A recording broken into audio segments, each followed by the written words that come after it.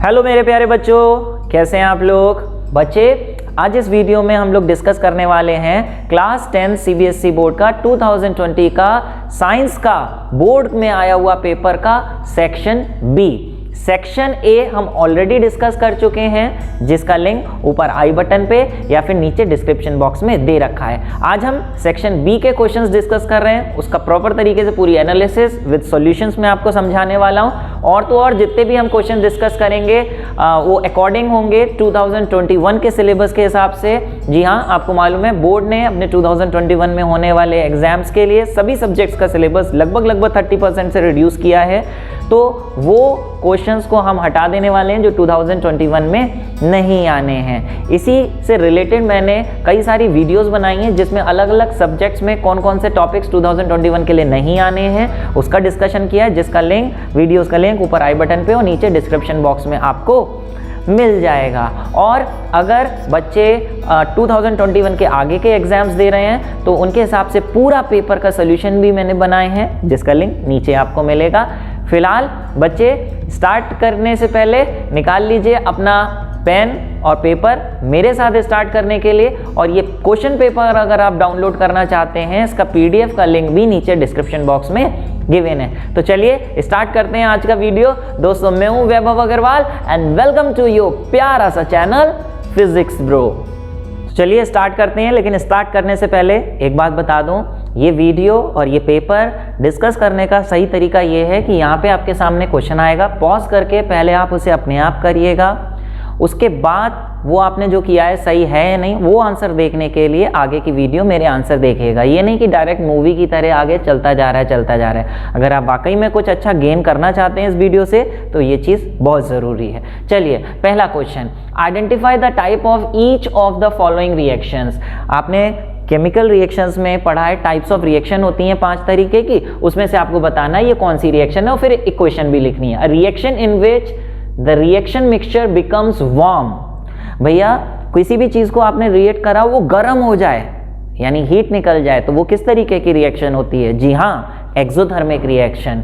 ठीक है। और reaction in which N insoluble substance is formed, react करते हैं और कुछ गाढ़ा गाढ़ा सब्सटेंस बन जाता है जो ऊपर तैरता है या नीचे बैठ जाता है, उसे क्या कहते हैं? प्रेसिपिटेट। और इस तरीके की रिएक्शन को हम बोलते हैं प्रेसिपिटेशन रिएक्शन। तो दोनों रिएक्शन के बहुत सारे ढेर सारे एग्जांपल्स बुक में प्रेजेंट हैं, आप कोई भी लिख सकते हैं जो आपको याद है। लेकिन फिर भी एक्सोथर्मिक रिएक्शन का मोस्ट कॉमन एग्जांपल है कि लाइम को, चूने को जब आप पानी में डालते हैं तो स्लेट लाइम बनता है, साथ में बहुत सारी हीट निकलती है, ये एक्सोथर्मिक रिएक्शन। और प्रेसिपिटेट का मोस्ट पॉपुलर एग्जाम्पल है कि बेरियम क्लोराइड और सल्फ्यूरिक एसिड दोनों क्लियर सोल्यूशन होते हैं, उसको रिएक्ट करते हैं तो white PPT of barium sulphate बन जाता है, जिसका फॉर्मूला BaSO4 होता है, Ba2SO4 नहीं होता है, Ba2 मत लिखना, है ना, BaSO4 होता है। उसे बैलेंस इस तरीके से करके टाइप ऑफ रिएक्शन यहां लिख देंगे। Next question, study the data of the following 3 categories ABC। ठीक है, यहां पे लिथियम, सोडियम, पोटेशियम, उनके एटॉमिक मासेस दे रखे हैं। क्वेश्चन क्या है? From the given 3 consecutive categories ABC, pick the one which forms Dobereiner triads.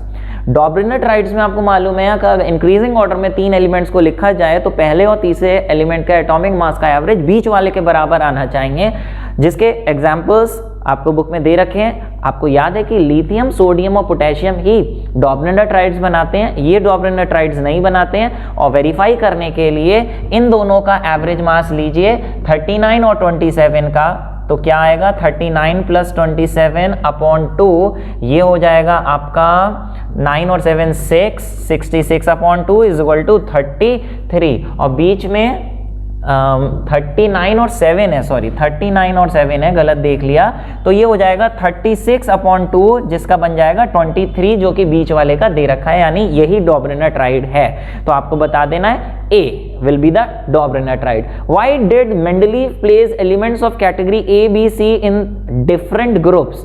उन्होंने ये जो एलिमेंट्स थे अलग अलग, एक ये कैटेगरी, एक ये है, एक ये, इसको अलग अलग ग्रुप्स में क्यों रखा? ऑब्वियस सी बात है, डिफरेंट ग्रुप्स में इसलिए लिखा क्योंकि they are having different properties. भैया डिफरेंट प्रॉपर्टीज है, इसकी इससे अलग है, इसकी इससे अलग है, तो फिर डिफरेंट ग्रुप्स में तो रखेंगे ही रखेंगे। Next, is Newland law of octave applicable to all these 3 category? Give reason. तो बेटा ये न्यूलैंड लॉ ऑफ ऑक्टेव्स या न्यूलैंड टेबल में ये थे या नहीं थे, एप्लीकेबल था या नहीं था, वो देखिए। आपको याद हो न्यूलैंड की जो ड्रॉबैक थी वो ये ड्रॉबैक थी कि उसने सिर्फ न्यूलैंड ने कैल्शियम जिसका एटॉमिक मास 40 होता है वहीं तक अरेंज कर पाए थे, उसके बाद नहीं कर पाए थे।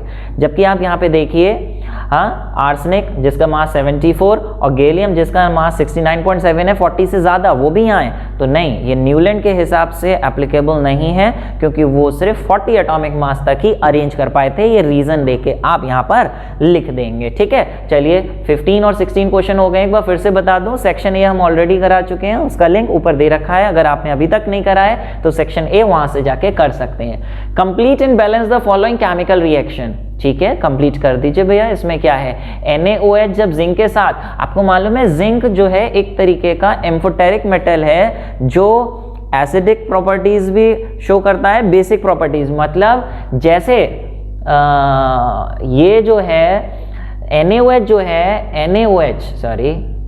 NaOH जो है बेटा, ये अगर इसकी जगह एसिड होता तो जिंक एसिड के साथ रिएक्ट करके जैसे हाइड्रोजन डिस्प्लेस करता है, सॉल्ट और हाइड्रोजन गैस बनाता है, इसी जिंक जो है वो बेस के साथ भी सॉल्ट और हाइड्रोजन गैस बनाता है। कौन सा सॉल्ट बनाता है आपको पता है, जिसका नाम होता है sodium zincate, Na2ZnO2 plus gas बनती है हाइड्रोजन गैस, और इसे हम बैलेंस कर देंगे, ठीक है। बैलेंस करना आपका काम है। जैसे यहाँ 2 सोडियम है तो 2 सोडियम लगा दिए, 2 ऑक्सीजन है तो 2 ऑक्सीजन होगा, 1 Zn 1 Zn, 2 H होगा, बैलेंस हो गई। ऐसे इस पे आई calcium carbonate plus H2O plus CO2, यहां पर क्या बनेगा इस रिएक्शन के लिए, आपको याद हो हमने कार्बन डाइऑक्साइड का टेस्ट पढ़ा था, जिसमें हमने पढ़ा था कार्बन डाइऑक्साइड को अगर लाइम वाटर से पास करते हैं जिसका फॉर्मूला होता है CaOH होल ट्वाइस, तो आपको मालूम है क्या हो रहा है भाई, है ना, क्या बनता है आपको पता है, CaCO3 बनता है प्लस H2O बनता है। इस CaCO3 की वजह से वो जो सोल्यूशन है वो मिल्की हो जाता है, carbon dioxide turns lime water milky. लेकिन अगर इस सोल्यूशन से एक्स्ट्रा में कार्बन डाइऑक्साइड पास करते हैं, यानी CaCO3 प्लस H2O में और कार्बन डाइऑक्साइड पास करते हैं, तो मिल्कीनेस डिसअपियर्स। मिल्कीनेस डिसअपियर क्यों हो जाती है, due to formation of clear soluble calcium hydrogen carbonate, है ना, यहाँ कैल्शियम हाइड्रोजन कार्बोनेट बन जाता है जिसकी वजह से मिल्कीनेस डिसअपियर हो जाती है। इसका नीचे नाम लिख के इसे बैलेंस कर देंगे। फिर बात आई HCl को अगर हम वाटर में डालते हैं, मतलब वाटर और HCl को मिलाते हैं, तो आपको मालूम है सिंपली क्या होता है, HCl जो है पानी में डलने पर अपने आयंस में डिसोसिएट हो जाता है H plus and Cl minus. लेकिन बेटा यहाँ H plus and Cl minus नहीं लिखोगे, वो तब लिखोगे जब वाटर एरो के ऊपर है। अगर एरो के इधर है तो आप क्या होगा, ये जो H2O है ये H प्लस से रिएक्ट करके हाइड्रोनियम आयन बनाता है, कौन सा, जिसका फॉर्मूला क्या है H3O प्लस और प्लस Cl माइनस। वाटर अगर इधर रखा है तो बैलेंस करने के लिए ये तभी बैलेंस हो पाएगी जब यहाँ H प्लस H2O से रिएक्ट करके H3O प्लस बना लेगा, और ऊपर लिखा है एरो के तो H प्लस लिखेंगे। बात समझ पा रहे हो, ठीक है। और ऑप्शन में क्या लिखोगे, अगर और आ गया तो during electrolysis of Bryan gas G is liberated at anode, ठीक है। ब्राइन क्या चीज होती है प्यारे, ब्राइन देखिए क्या होता है, ब्राइन होता है NaCl को जब हम पानी में डाल देते हैं तो उसे हम ब्राइन कहते हैं, और पानी में डालने से ये अपने आयंस में कन्वर्ट हो जाता है। आयंस तो पहले से ही होते हैं, सिर्फ डिसोसिएट हो जाता है Na प्लस और Cl माइनस में, ठीक है, ओके। तो पानी में जब डालेंगे तो यहाँ पानी के भी आयंस होंगे, कौन कौन से, H प्लस और OH माइनस, ठीक है। अभी आपको पता है जब इसकी इलेक्ट्रोलिसिस करेंगे प्यारे, तो इलेक्ट्रोलिसिस करने पर gas G is liberated at anode पे गैस लिबरेट हो रही है। When this gas G is pass through slaked lime, a compound C is formed which is used for disinfecting drinking water। आपको याद है ड्रिंकिंग वाटर डिसइंफेक्ट करने के लिए आपने अपनी बुक में क्या पढ़ा है, जी हाँ आपने पढ़ा है वो क्या होता है, ब्लीचिंग पाउडर, है ना। ब्लीचिंग पाउडर बन रहा है यानी CaOCl2 बन रहा है, कंपाउंड C जो है वो CaCl2 है। और CaCl2 कैसे बनता है, CaCl2 आपने इसकी प्रिपरेशन पढ़ी है, यहाँ पे लिख दे रहा हूं, CaCl2 की प्रिपरेशन आपने पढ़ी है कि जब यहाँ पे लिखा भी है gas G is pass through slaked lime. Slaked lime का फॉर्मूला होता है CaOH होल ट्वाइस। आपको मालूम है इससे कौन सी गैस पास करी जाती थी? जी हाँ, क्लोरीन गैस पास करने से ये CaOCl2 बन जाता है। ठीक है, तो यहाँ पे G जो है इसका मतलब क्लोरीन जो है वो G गैस है, और जो C सब्सटेंस है, C सब्सटेंस इज फॉर्म्ड, वो कौन है? वो कैल्शियम ऑक्सीक्लोराइड ब्लीचिंग पाउडर है। ठीक है, तो क्वेश्चन क्या है? Right the formula of G and C। G का फॉर्मूला लिख देंगे, C का फॉर्मूला लिख देंगे। Next, state the chemical equation involve. ये केमिकल इक्वेशन आप लिख देंगे। ठीक है, और साथ में हाइड्रोजन गैस बनती है वो आप लिख देंगे। ठीक है, हाइड्रोजन बनती है, वाटर बनता है, एक बार चेक कर लेना फिलहाल ये सही रिएक्शन बैलेंस करके। What is the common name of compound C? Compound C का कॉमन नेम क्या है? केमिकल नेम तो कैल्शियम ऑक्सीक्लोराइड है, कॉमन नेम है ब्लीचिंग पाउडर, वो लिख देंगे। Give its chemical name, chemical name हो जाएगा कैल्शियम ऑक्सीक्लोराइड। बात समझ पा रहे हैं कि नहीं समझ पा रहे हैं? चलिए फिलहाल देखते हैं अगला question. State with reason the consequence of decrease in the number of carnivores in an ecosystem. अच्छा बेटा एक बात बता दूं, कुछ क्वेश्चंस डिलीट हुए हैं वो मैं क्रॉस करवा दूंगा, लेकिन बायो के जो क्वेश्चंस हैं मैं फिजिक्स और केमिस्ट्री में ही डील करता हूं, तो बेटा उसकी तो अच्छे से आपको एक्सप्लेनेशन दूंगा, लेकिन बायो के आंसर्स तो बताऊंगा आपको, यहाँ लिख के आएंगे वो आप अपने आप देखना, लेकिन उसको मैं एक्सप्लेन नहीं कर पाऊंगा। ठीक है, चलिए फिलहाल ये देखिए, ये इस तरीके से ये state with reason the consequence of decrease in number of carnivore in ecosystem, ये आंसर लिखा है। In food chain state the trophic level, answer लिखा है। ठीक है, ये सारे आंसर्स हैं, पॉज करके आप इसको आराम से देख सकते हैं। ठीक है, ये लीजिए मैं हट जा रहा हूं, पॉज करिए और आराम से इसके आंसर्स देखिए फिलहाल कि क्या लिखना है, कितना लिखना है। नेक्स्ट क्वेश्चन क्या है? State the role of following in the process of digestion. Digestion में इसका रोल क्या है? Enzyme trypsin, enzyme lipase. Enzyme trypsin helps in digestion of protein, और ये उसकी इक्वेशन हो गई ट्रिप्सिन की। एंजाइम ये वाली जो है दूसरी, lipase helps in digestion of fats, है ना, और फैट्स के लिए ये इक्वेशन हो गई, फैटी एसिड्स और ग्लिसरॉल बनता है। Two function of finger like projections present in the small intestine. Finger like projection जो बने होते हैं जिसे हम विली कहते हैं, उसके फंक्शन है, एक तो it increases the surface area of intestine for the absorption, and second helps in absorption of nutrients for digested food. फिलहाल चलिए देखिए नेक्स्ट क्या है, कह रहे हैं a green stemmed rose plant denoted by GG and a brown stemmed rose plant denoted by GG are allowed to undergo a cross with each other. ठीक है, list your observation regarding colour of stem in there F1 progeny. तो ये देखिए, ये मैंने answer आपको लिख के दिया है, ग्रीन स्टेम ब्राउन स्टेम, ये आप ग्रीन स्टेम हाइब्रिड ये ऐसे बना देंगे। फिर percentage of brown stem in F2 progeny if F1 are self pollinated, ये मैं यहाँ पे सब बना के दे रहा हूँ, आप इसको पॉज करिए, उम्मीद है आपको पहले से आता होगा, वेरीफाई करिए कि यही आंसर है या नहीं है। और फिर बी पार्ट है, based on the finding of this cross what conclusion can be drawn, ये आप लिख देंगे। ठीक है, पॉज मारिए एक बार, पॉज मार के एक बार पढ़ लीजिए कि कितना हद तक आपको एग्जाम में लिखना है। फिलहाल next, classify the following as homologous और एनालोगस पेयर्स। ये ब्रोकली एंड कैबेज, ये आपका क्वेश्चन कट हो चुका है, तो ये आपको नहीं करना है 2021 के सिलेबस के हिसाब से। नेक्स्ट है state Snell's law of refraction. इसके दो लॉज हैं बेटा, पहला तो ये है कि incident ray, refracted ray and the normal all lie in the same plane, बहुत ही कॉमन सा है। और दूसरा है ratio of sine of angle of incidence to the angle of sine of angle of reflection is always constant for a given pair of media.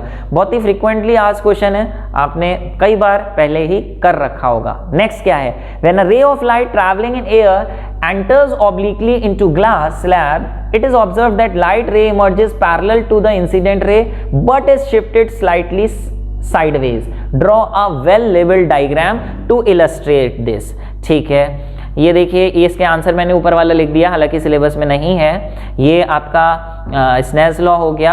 फिर इसके बाद जो आपको ग्लास स्लैब दे रखा था उसमें बोल रहे हैं एक लाइट रे ऑब्लिकली पड़ रही है और पैरेलल चली जा रही है, थोड़ा सा शिफ्ट होके इसका डायग्राम बनाना है, लेकिन उसने बोला है साइडवेज स्लाइटली शिफ्ट हो रही है। तो प्यारे, ये यहाँ पे आपको दिखाना पड़ेगा, ये जाना इसे ऐसे था इस तरीके से, रेड से ही बना दे रहे हैं। जाना इस तरीके से ऐसे था, है ना, डॉटेड लाइन से, लेकिन गई वो यहाँ से ऐसे।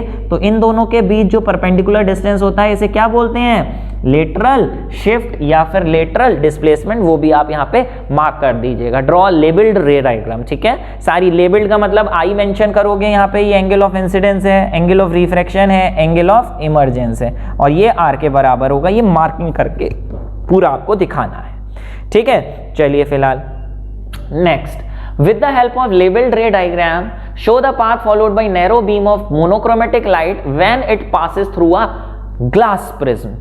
ग्लास प्रिज्म से पास होती है। मोनोक्रोमेटिक का मतलब होता है सिंगल कलर की लाइट अगर पास होती है तो किस तरीके से जाएगी वो आपको डायग्राम बनाना है। तो यहाँ पे आप प्रिज्म बनाएंगे, ये आपने प्रिज्म बना दिया इस तरीके से, ठीक है। इसमें ये लाइट रे जब ये यहाँ जा रही है, इंसिडेंट हुई मोनोक्रोमेटिक लाइट रे, तो लेबल डायग्राम बोला है तो यहाँ पे नॉर्मल बनाएंगे इस तरीके से, एंगल ऑफ इंसिडेंस मार्क करेंगे।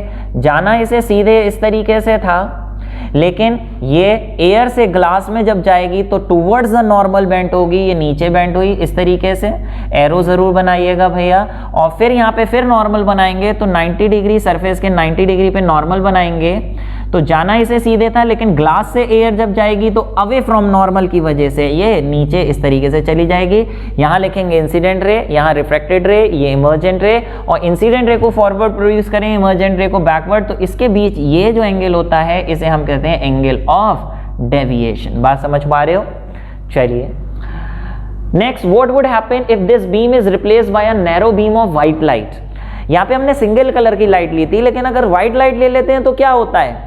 क्या होता है? कौन सा फिनोमिना होता है? जी हाँ, आपको पता है, डिस्पर्जन हो जाता है, 7 कलर्स में स्प्लिट हो जाती है लाइट। तो वही बस डायग्राम आपको दिखाना है, वो आप इस तरीके से ऐसे दिखा दीजिएगा, है ना। व्हाइट लाइट ली, 7 कलर्स में डिस्पर्स हो गई, और violet, indigo, blue, green, yellow, orange, red बन गया। ऐसे स्पेक्ट्रम कहते हैं। ये डायग्राम दिखने में बहुत आसान होता है, लेकिन इसकी प्रैक्टिस करना बहुत जरूरी है। बच्चे यहाँ से ये 7, ये जो ऐसे जा रही है, जाना इसे सीधे इस तरीके से था, है ना, जाना इसे सीधे इस तरीके से था, लेकिन ये यहाँ देखिए सारी रेज इसके नीचे होनी चाहिए और 2 बार बेंड होती हुई दिखना चाहिए। एक बार यहाँ से मुड़ी हुई और दूसरी बार यहाँ इन पॉइंट से हर जगह से ये ऐसे से नीचे जाती हुई दिखना चाहिए, ठीक है। ये आप बना देंगे। फिर इसका और ऑप्शन क्या है? Person is suffering from myopia. अरे ये मायोपिया, हाइपरमेट्रोपिया वाला पार्ट, विजन वाला, इस बार के लिए 2021 के लिए पूरा हटाया जा चुका है, ठीक है। लेकिन फिर भी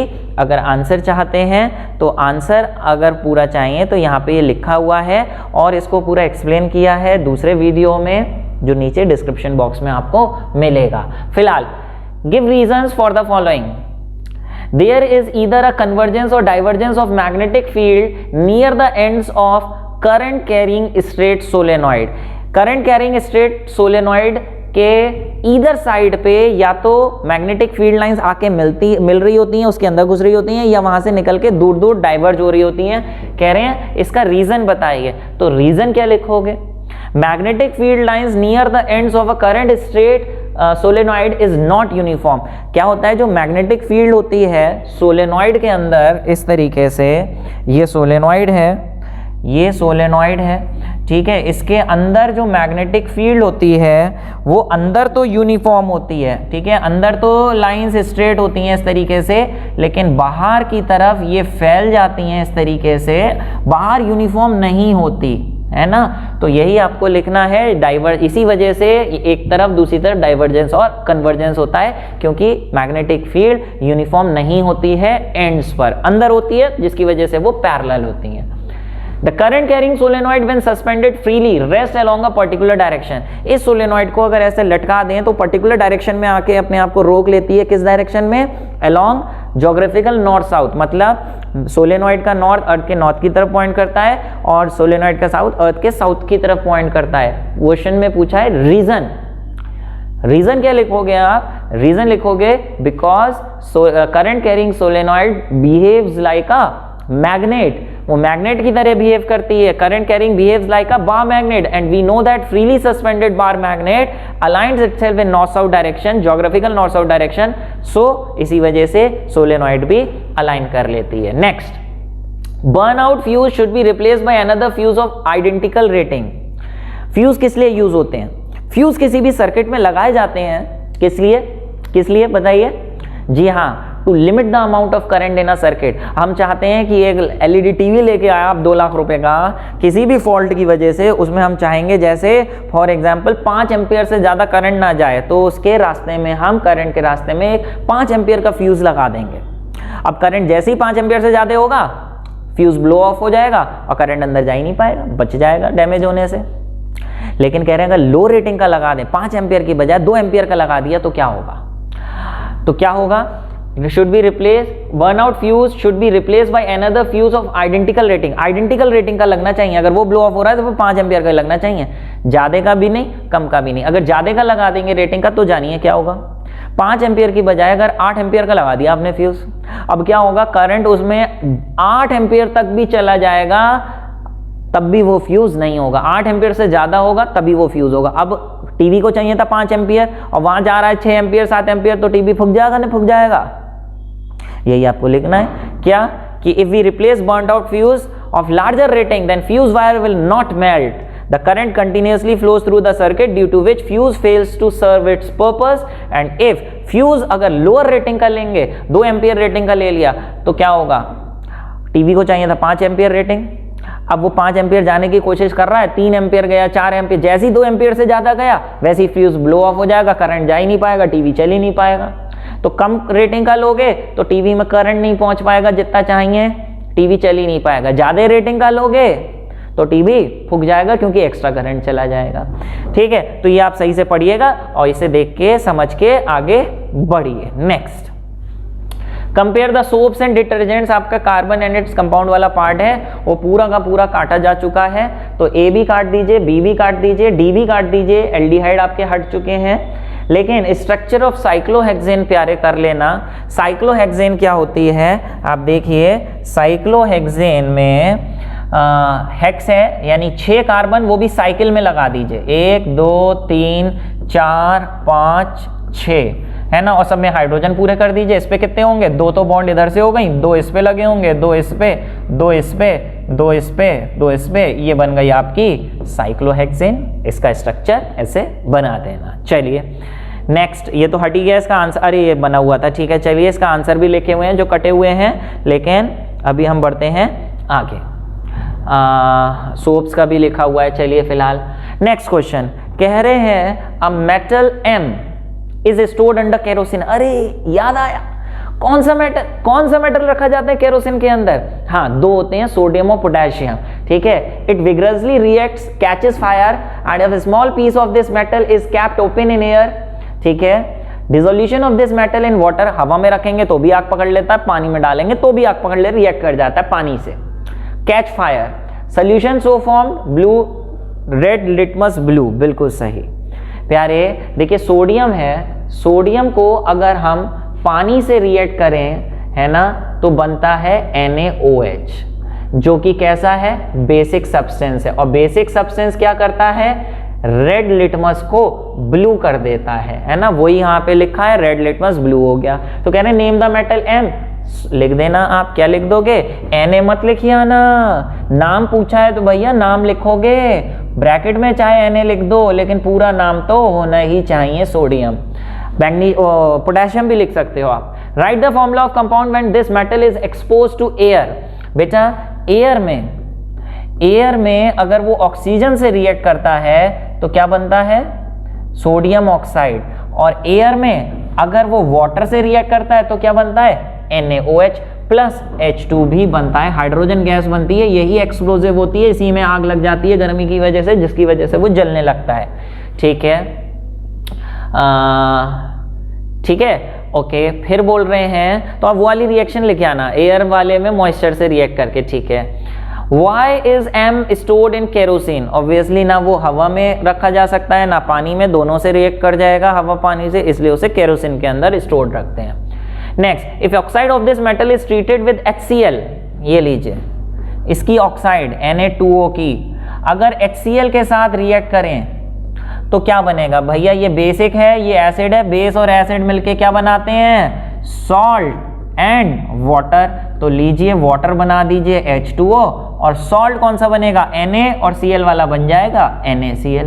बैलेंस करनी पड़ेगी भैया, 2 Na 2 Na 2 Cl 2 Cl 2 H होगा balance. Right the balance equation for M with air. ठीक है, M विद एयर के साथ ये लिख देना यहाँ पे, M विद वाटर के साथ लिख देना वो वाली, और मेटल ऑक्साइड और हाइड्रोक्लोरिक एसिड के साथ लिख देना ये वाली। ठीक है, सारे बता दिए। 5 नंबर इतना सा ऐसे लिखने पे आपको मिल रहे हैं, कोई ज़्यादा डिटेल एक्सप्लेनेशन नहीं करनी है, तो यू आर ब्लेस्ड अगर ये क्वेश्चन इस तरीके का एग्जाम में आ जाता है तो। Next, right electron dot structure of calcium. बनाइए अपने आप, बनाइए अपने आप और फिर देखिए कैल्शियम एंड ऑक्सीजन का सही बनाए हैं नहीं बनाए हैं। कैल्शियम की कॉन्फ़िगरेशन होती है 2882, एटॉमिक नंबर 20 होने की वजह से, तो आउटर मोस्ट शेल में 2 है, तो ये लीजिए, ये इसका इलेक्ट्रॉन डॉट डायग्राम हो गया। और ऑक्सीजन का एटॉमिक नंबर 8 होने की वजह से इसकी कॉन्फ़िगरेशन 6 होती है, जिसकी वजह से इसके आउटर मोस्ट शेल में 1 2 3 4 5 और 6 इस तरीके से इलेक्ट्रॉन्स होंगे। ठीक है, show the formation of calcium oxide bye transfer of electrons. बेटा आपको मालूम है जब ये दोनों रिएक्ट करेंगे तो ये मेटल है, ये नॉन मेटल है, मेटल नॉन मेटल में ट्रांसफर ऑफ इलेक्ट्रॉन्स होता है। इसे स्टेबल होने के लिए 2 लूज करने पड़ेंगे, इसे स्टेबल होने के लिए 2 गेन करने पड़ेंगे, तो होगा क्या, ये 2 इलेक्ट्रॉन यहाँ से लूज होके इधर की तरफ ट्रांसफर होंगे, जिसकी वजह से जो प्रोडक्ट्स बनेंगे वो आप रिएक्शन में दिखा दीजिए। कैल्शियम अगर 2 इलेक्ट्रॉन लूज करेगा तो इसके हो जाएंगी कॉन्फ़िगरेशन 288 और आउटर मोस्ट शेल के 2 खत्म हो जाएंगे और चार्ज हो जाएगा इस पे 2+ लूज करने से। क्या ऑक्सीजन पे 2 इलेक्ट्रॉन आ जाएंगे, 6 तो थे इसके पास, 1 2 3 4 और 5, क्या हो रहा है भाई, और ये 6 और 7 और 8, क्योंकि 2 इलेक्ट्रॉन इसके इस पे आ गए तो इस पे कैसा चार्ज आ जाएगा, कैसा आएगा, 2- का। कॉन्फ़िगरेशन क्या हो जाएगी, 26 से 28, तो दोनों खुश हो गए, दोनों के आउटर मोस्ट शेल में 8 हो गए और ये बन गया आपका कैल्शियम ऑक्साइड। बस ये दिखा दीजिए, full marks. Name the ions present in this compound. कौन कौन से आयंस हो गए उसमें, वो लिखे ही है, कैल्शियम 2+ और ऑक्सीजन 2-। नाम लिखने हैं तो वर्ड्स में भी लिखना calcium ion and oxygen ion. List 4 important characteristics of this compound. इसके 4 कैरेक्टरिस्टिक्स आपको लिखने हैं प्यारे। तो आपको मालूम है कि 4 कैरेक्टरिस्टिक्स के यहाँ नहीं लिखे हमने, चलो बता देते हैं। इलेक्ट्रोवैलेंट कंपाउंड के कोई भी 4 कैरेक्टरिस्टिक्स लिख दीजिए, जैसे कि आप लिख दीजिए कि ये वाटर में डिसॉल्व हो जाते हैं, ऑर्गेनिक में नहीं होते। दूसरा, इनका मेल्टिंग पॉइंट हाई होता है। तीसरा, इनका जो है दे कंसिस्ट ऑफ आयंस, है ना, जिसमें strong electrostatic force of attraction होती हैं। And they are formed by loss and gain of electron, they are formed by transfer of electron. इस तरीके से प्रॉपर्टीज 4 कैरेक्टरिस्टिक 5-6 दे रखी हैं, कोई भी आप 4 लिख सकते हैं। फिलहाल सोडियम को क्यों नहीं रखते पानी में और वाटर में, वो यहाँ पे लिखा हुआ है वर्ड्स में, चाहे आप तो ये देख सकते हैं कि क्या लिखा है। चलिए फिलहाल आ जाइए आगे। Write the correct sequence of steps follow during journey of oxygen rich blood from lungs to various.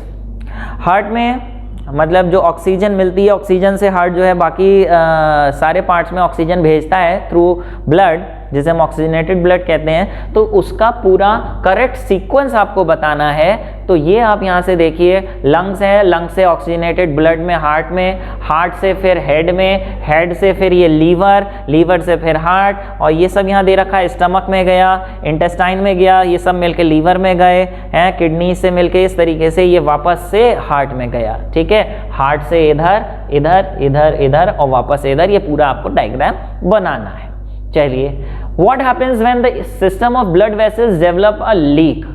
अगर लीक हो जाए तो क्या होता है, लिखा है this can result in dangerous low blood pressure and decrease in plasma volume. Blood pressure low हो जाएगा, कहीं से भी जो ब्लड वेसल्स हैं उसमें लीकेज हो जाए है तो ब्लड निकलने लगेगा और प्रेशर जो ब्लड का होना चाहिए वो कम हो जाएगा और डिक्रीज इन प्लाज्मा वॉल्यूम। फिलहाल next, suggest any 2 categories of contraceptive methods to control the size of human population which is essential for the prosperity of a country and also explain about each method briefly।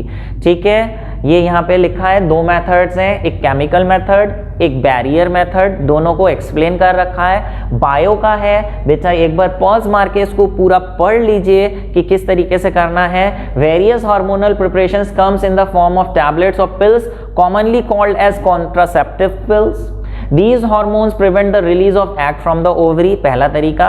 दूसरा barrier method है जिसमें condoms निरोध, it is used by men only, it is made of latex, rubber shell, it prevents the sperm from being transferred in vagina। और दूसरा है diaphragm, cap like structure used by women only। Next है 2 bacterial and 2 viral infections, ठीक है, bacterial दे रखा है, viral दे रखा है। फिर 2 advantages of using condom during sexual act, ये यहाँ पे लिखा हुआ है, ये आप लिख देंगे, ठीक है। चलिए फिलहाल next question, draw a diagram, ये और में आया था इसके 5 नंबर में, diagram to show the formation of spore formation in Rhizopus. ये बना देंगे आप, इस तरीके का जो डायग्राम है ना, स्पोर्स, ये पता नहीं बेटा मैं बायो पढ़ाता नहीं हूँ, लेकिन यहाँ पे बना के आपको दे दिया है। With the help of example differentiate between process of budding and fragmentation. ये बडिंग, ये फ्रेगमेंटेशन, डायग्राम बनाना है और ये आपको इसके बारे में लिखना भी है। What is vegetative propagation? Why is vegetative propagation practice for growing some type of plants? 2-3 advantages यहाँ लिखी हैं, ये आप एज सच लिख देंगे। चलिए आगे आइए, 29 का ए क्या कह रहे हैं इसमें, पहले ये बताओ अभी तक लाइक किए हो कि नहीं किए हो। लाइक नहीं किए हो तो एक लाइक कर दो। काम की वीडियो है कि नहीं, अगर काम की वीडियो लगी हो तो लाइक मारिए, पहले भूल जाते हैं लाइक करना, ठीक है। लाइक मारिए और शेयर करना चाहते हैं अपने फ्रेंड से तो शेयर भी करिए, और सब्सक्राइब नहीं किए हो भैया सब्सक्राइब कर लो। बेल आइकन वाला जो नोटिफिकेशन का आइकन है उसे भी प्रेस कर दो ताकि इस तरीके की वीडियोस आपको मिलती रहें। फिलहाल security mirror use in a big showroom has radius of curvature. बेटा सिक्योरिटी मिरर्स जो होते हैं बिग शोरूम्स में वो कौन से होते हैं, yes they are convex mirrors, ठीक है। कह रहे हैं कि इसका रेडियस ऑफ कर्वेचर 5 सेंटीमीटर है, ऑब्वियसली प्लस में होगा, आगे की तरफ इसका रेडियस होता है। If a customer is standing at a distance 20 metre, 5 metre लिखा है बेटा, कस्टमर खड़ा है कितना आगे 20 मीटर, तो बेटा ये क्या चीज हो गई, ये ऑब्जेक्ट डिस्टेंस हो गया जो कि हम लेते हैं माइनस में, पीछे की तरफ है पोल से पीछे की तरफ है तो माइनस में। रेडियस से क्या निकाल लेंगे, फोकल लेंथ निकाल लेंगे जो r/2 होती है, जो कि हो जाएगी आपकी 5/2 सेंटीमीटर, ठीक है, सेंटीमीटर नहीं मीटर में है सब चीजें।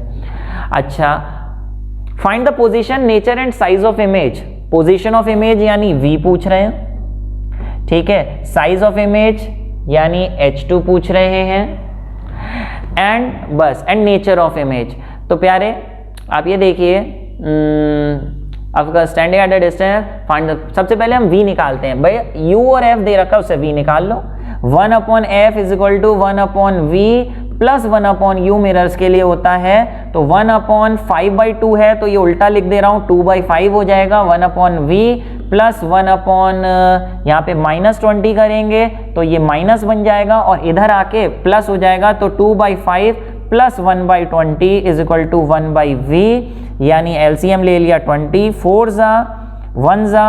अपने आप पॉज करके कर रहे हो कि नहीं कर रहे हो, पॉज करके अपने आप करो, मैं डायरेक्ट कर दे रहा हूँ। v इज इक्वल टू हो जाएगा 20/5 is equal to 4 metre. Image distance आ गई आपकी 4 मीटर, तो image will be formed 4 metre behind the mirror. लेकिन इसकी अगर कैरेक्टरिस्टिक्स की बात करें तो कॉन्वेक्स मिरर से image will always be virtual, erect and diminish, ये कैरेक्टरिस्टिक लिख देंगे। साइज ऑफ इमेज की बात होगी बेटा, साइज ऑफ इमेज तो सिर्फ तभी निकाल सकते हैं जब आपके पास H1 प्रोवाइडेड हो, तो H1 दे ही नहीं रखा है तो साइज ऑफ इमेज में सिर्फ डिमिनिश लिखेंगे। लेकिन फिर भी आप क्या करोगे, H2/H1 is equal to -v/u होता है। यहाँ पे इंफॉर्मेशन पूरी प्रोवाइडेड नहीं है क्वेश्चन में, तो जितनी है उस हिसाब से कर देना। H2/H1 is equal to -v आया है आपका 4 और u है आपका -20, तो ये 1 जा 5 जा हो गया, तो आप लिख दोगे H2 is equal to H1 उधर जाएगा, तो ये 1/5 H1, यानी इमेज विल बी फॉर्म्ड कितनी बड़ी, 1/5 द साइज ऑफ ऑब्जेक्ट, ऐसा आप लिख के आ जाओगे, ठीक है। H1 दे रखा होता तो पूरा फिर वैल्यू आ जाती। फिलहाल नेहा विजिटेड, ये सब ए पार्ट था, बी पार्ट लिखोगे Neha visited dentist in his clinic, she observe that dentist was holding a instrument fitted with mirror, state the nature of mirror and reason for its use. Dentist मुंह में इस तरीके से एक mirror डालते हैं, स्पून टाइप है ना, वो उसमें मिरर लगा होता है दांत देखने के लिए। कौन सा मिरर होता है? ऑब्वियसली कॉनकेव मिरर होता है। क्यों लगाते हैं कॉनकेव मिरर? क्योंकि दांत को मैग्नीफाई करके देखना है कि अंदर कहाँ फिलिंग होनी है, कहाँ कीड़ा लगा है, फलाना ढिमकाना, मैग्नीफाई करने के लिए कॉनकेव मिरर यूज करते हैं। तो ये पूछा है state the nature of mirror, concave. Reason because it forms magnified image, virtual magnified direct image, that's why it is used. ठीक है, और उसके लिए पोजीशन ऑफ ऑब्जेक्ट होनी चाहिए कहाँ? पोल और फोकस के बीच में। चलिए फिलहाल और ऑप्शन देखिए। Rishi went to a palmist to show his palm, special lens उसने यूज किया, हाथ देखने वाले ज्योतिषी ने। Nature of lens and reason for its use, वो हाथ देखने के लिए जो लेंस यूज करते हैं वो कौन सा लेंस होता है? हाँ, कॉन्वेक्स लेंस होता है, बिकॉज वो ऑब्जेक्ट्स को मैग्नीफाई करने के काम में आता है जब ऑब्जेक्ट्स उसके ऑप्टिकल सेंटर और फोकस के बीच में रखे होते हैं। ठीक है, ऐसा लिखेंगे। Where should the palmist place hold the lens so as to have a real magnified image? बच्चे आपको मालूम है क्या कि जो कॉन्वेक्स लेंस होता है उसमें ये ऑप्टिकल सेंटर, फोकस और 2F, F और 2F रियल और मैग्नीफाइड इमेज बनाने के लिए ऑब्जेक्ट कहाँ रखा हो? बिल्कुल सही बेटा, ऑब्जेक्ट जो है वो आपका F और 2F के बीच में जब रखा होता है तो मैग्नीफाइड इमेज बनती है बियॉन्ड 2F, जो कि रियल होती है इमेज, है ना। तो ऑब्जेक्ट कहाँ होना चाहिए? Between F and 2F। इस तरीके से इमेज वगैरह बनाते हैं। सिर्फ यहाँ पे आपको लिखना था कि कहाँ रखा जाए, तो आप लिख देंगे between F and 2F। Next, if the focal length of the lens is 10, ठीक है, ये लीजिए यहां लिख दे रहे हैं फोकल लेंथ इज 10, कॉन्वेक्स की प्लस में होती है। Lens is held 5 centimetre from palm, lens को पाम से आपके हाथ से इतनी दूर रखा गया है, यानी ये ऑब्जेक्ट डिस्टेंस हो गया जो हमेशा माइनस में लेते हैं। अब मैं ये अपने आप नहीं कर रहा हूं, पहले पॉज करो, अपने आप करो, फिर उसके बाद देखना आंसर मैच किया नहीं किया। जल्दी। Use lens formula to find the position and size of image, फिर से इसने देखिए साइज ऑफ इमेज पूछ लिया, वो आप ऐसी तरीके से निकालेंगे। पोजीशन ऑफ इमेज में निकाल दे रहा हूं इस फॉर्मूले से, 1/f is equal to 1/v plus, नहीं प्लस नहीं होता है इसमें आपका माइनस होता है लेंस में, है ना। 1/10 इज इक्वल टू 1/v, ये माइनस जब डालेंगे तो प्लस हो जाएगा, तो 1/v is equal to 1/10 minus 1/5, LCM आएगा 10, 1 - 2, ये 1/va से उल्टा करेंगे तो डायरेक्ट लिख रहा हूं, v आ जाएगा आपका -10। तो image will B form 10 centimetre in front of the lens. और फिर H2 इसी तरीके से निकाल के अपने आप देखिएगा, H2/H1 का फॉर्मूला लेंस के लिए यहाँ माइनस लगता है, लेकिन लेंस के लिए +v/u लगता है। इसमें v और u की वैल्यू डाल के H2 निकाल दीजिएगा H1 के टर्म्स में। बात समझ पा रहे हैं? तो देखिए कितना आसान है, 5 नंबर में न्यूमेरिकल मिल रहा है, चुटकियों का खेल है, 5 मिनट के अंदर ये पूरे सॉल्व हो जाएंगे।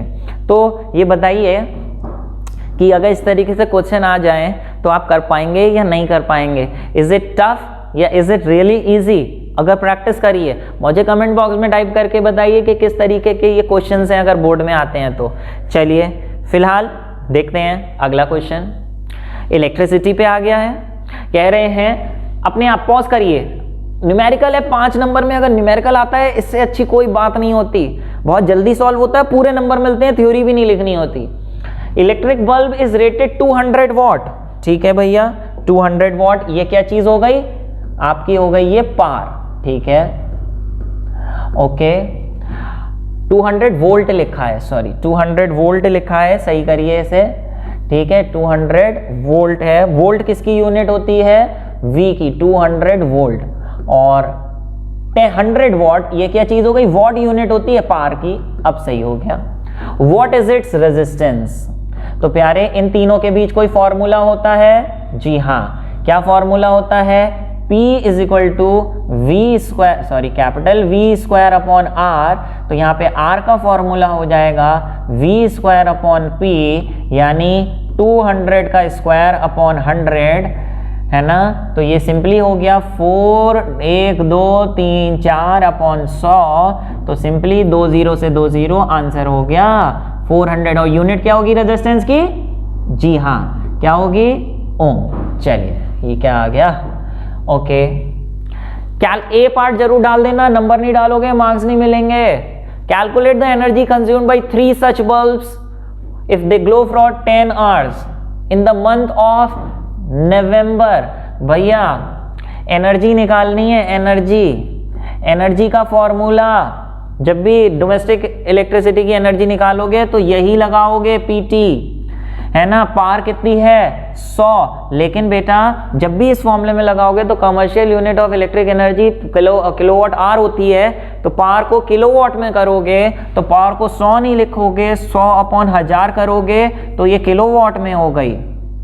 टाइम कितना है? 10 घंटे हर बल्ब जल रहा है, लेकिन बल्ब एक नहीं 3 है, तो इसे 3 से मल्टीप्लाई करोगे, है ना। तो ये लीजिए 3 बल्ब्स की आ गई, 1 2 3 1 2 3, कट के आपका आ गया 3 किलोवाट आवर। लेकिन ये तो एक दिन की एनर्जी आई है, उनने मंथ कहा है नवंबर में कितने दिन होते हैं? कितने? 30 दिन होते हैं। तो भैया एक दिन में अगर इतनी एनर्जी कंज्यूम हो रही है तो फॉर 30 डेज सॉरी एनर्जी कितनी होगी? 3 × 30 कर दो, ये हो गया आपका 90 किलोवाट आवर। फिर कह रहे हैं calculate the total cost if rate इतना है, मतलब एक यूनिट का रेट 6.5 रुपये है, तो 90 यूनिट का रेट कॉस्ट कितनी हो जाएगी? अरे इससे आसान क्या मिलेगा भैया, आंसर लिख दो, ये आ जाएगा रुपीस में। ठीक है, नहीं है तो करिए अपने आप और कमेंट करके बताइए क्या आंसर आया। तो ये करोगे या ये करोगे जिसमें स्टेटमेंट और डिफाइन और शिफाइन ऐसा पूछा है? सबसे अच्छा रहता है थ्योरी की बजाय अगर न्यूमेरिकल करो, जल्दी होता है, पूरे नंबर मिलते हैं। फिलहाल ये देखते हैं क्या है। कह रहे हैं what is meant by statement the resistance of conductor is 1 ओम, है ना। कंडक्टर का जो रेजिस्टेंस है वो 1 ओम दे रखा है ए, अगर 1 ओम दे रखा है तो व्हाट डज दिस मीन? ठीक है, तो आप देखिए ये कैसे डिफाइन करेंगे, आपको ध्यान हो ओम्स लॉ के हिसाब से R is equal to V upon I होता है। तो अगर वोल्टेज 1 वोल्ट है, करंट 1 एम्पियर है, तभी तो रेजिस्टेंस की वैल्यू 1 अपॉन 1 ओम आएगी। तो आप कैसे डिफाइन करोगे 1 ओम क्या है? आप कहोगे the resistance of a conductor is said to be 1 ohm if 1 ampere current pass through the conductor if the potential difference across its ends is 1 volt। 1 ओम वो रेजिस्टेंस है जो किसी वायर में 1 एम्पियर का करंट फ्लो कराता है अगर potential difference 1 volt हो। ऐसे डिफाइन कर दीजिए। ठीक है, इसमें 1 ओम की भी डेफिनेशन आती है, कई बार 1 एम्पियर की आती है डेफिनेशन, है ना। ऐसे ही 9th क्लास में कि भैया वो 1 जूल बताइए, है ना, 1 न्यूटन बताइए, ऐसे पूछ लिया जाता है। Next, define electric power. Electric power क्या है डिफाइन करिए। आपको मालूम है work done per unit time, पूरा डिफाइन करेंगे, एक्सप्रेशन लिखेंगे और कह रहे हैं expression relating power, potential difference and resistance. Power, potential difference and resistance, इसका एक्सप्रेशन ये लिखा है। ठीक है, ये वाला लिख देंगे। How many 132 resistors in parallel are required. C part देख लो भैया, सी पार्ट देख लो। कह रहे हैं हाउ मैनी 132 रजिस्टर्स, यानी नंबर ऑफ रजिस्टर्स पूछे हैं जिनका हर का रेजिस्टेंस 132 है। In parallel are required to carry 5 ampere current in a 220 volt line. 220 volt क्या चीज हो गई? ऑब्वियसली ये आपका हो गया वोल्टेज। अब क्या करो, टोटल आई, टोटल वी दे रखा है, टोटल आई, टोटल वी, और हर बल्ब का रेजिस्टेंस दे रखा है। बेटा ईच बल्ब का अगर रेजिस्टेंस 132 है तो n बल्ब्स का रेजिस्टेंस कितना होगा अगर उन्हें पैरेलल में लगाएं? पैरेलल में लगाएं 132 132 132 132 के n रेजिस्टर्स को पैरेलल में लगा दें तो इक्विवेलेंट रेजिस्टेंस बन जाता है 132/n। ये लीजिए V, I और R के बीच अब रिलेशन सिंपली लगा दो, है ना। ये सिंपली लगा दो, V हो गया 220, I हो गया 5, ये हो गया आपका 132/n। ये लीजिए n की वैल्यू निकाल लीजिए, 5 × 132 अपॉन 220। ये लीजिए काट दीजिए, 5 1 ज़ा 5 4 ज़ा 20, 5 4 जा दिस, 11 4 जा, 11 1 जा 2 जा, 2 2 जा, 2 6 जा, 3 2 1 जा, 2 3 जा। आंसर हो गया इसका how many bulbs, 3 resistor. How many resistors, answer लिख दोगे 3 रजिस्टर्स रिक्वायर्ड। बात समझ पा रहे हो कि नहीं समझ पा रहे हो? ठीक है मेरे प्यारे, तो ये देखिए बहुत ही इंपॉर्टेंट क्वेश्चंस होते हैं, ये जो प्रीवियस ईयर के होते हैं। जैसे मैंने 2020 का पूरा सॉल्व कराया है, इसी तरीके से 2019 का भी आपको सॉल्व कराऊंगा, 18 का भी कराऊंगा। कई बार क्वेश्चंस रिपीट होते हैं, और अगर रिपीट नहीं होते हैं तब भी हमारे लिए बहुत ज़रूरी होता है बोर्ड के प्रीवियस ईयर क्वेश्चंस करना, ताकि हमारे दिमाग में एक कंसेप्ट, एक पैटर्न बने कि बोर्ड किस लेवल के क्वेश्चन पूछता है, कौन से चैप्टर से ज़्यादा पूछता है, किस तरीके के न्यूमेरिकल्स होते हैं, है ना। तो ये जानना बहुत ज़रूरी है, जिससे आप उसी तरीके से अपने बोर्ड्स के लिए तैयारी कर पाएँ। फिलहाल प्यारे, हमारी हर संडे को मेंटी क्विज होती है। संडे को मिलते हैं हम लोग 3 बजे, वहाँ पे आप लाइव मिलते हैं, कुछ भी क्वेश्चंस हमसे पूछ सकते हैं। और बाकी 2000 इसके अलावा 2021 का पेपर भी, स्पेसिमेन पेपर मैंने सॉल्व कराया है, जिसका लिंक नीचे डिस्क्रिप्शन बॉक्स में दे रखा है, वहाँ पे जाके आप उसको भी देख सकते हैं। फिलहाल इसके साथ आप अपने आप भी जितने अनसॉल्व सैम्पल पेपर्स मिलते हैं वो करिए अपनी प्रैक्टिस के लिए। ये मेरी तरफ से बहुत इंपॉर्टेंट टिप है। साथ में एनसीईआरटी का एक एक क्वेश्चन जरूर लगाइएगा, कई बार वैसे का वैसे ही वैल्यूज़ के साथ क्वेश्चन उठ के एग्जाम में आता है एनसीईआरटी का। ठीक है, फिलहाल मेरे प्यारे बच्चे, कौन सा क्वेश्चन इसमें आपको सबसे आसान लगा और करने में सबसे ज़्यादा मज़े आए कि अरे वाह इतना सा करने में इतने सारे मार्क्स मिल गए, वो मुझे टाइप करके बताइए। कैसा रहा वीडियो टाइप करके बताइए। फिलहाल मिलेंगे इसी तरीके से किसी दूसरे लेक्चर में, तब तक के लिए बेटा मेहनत करते रहिए। Stay happy, stay healthy, stay blessed, and मेरी तरफ से आपको आपके एग्जाम्स के लिए ऑल द बेस्ट।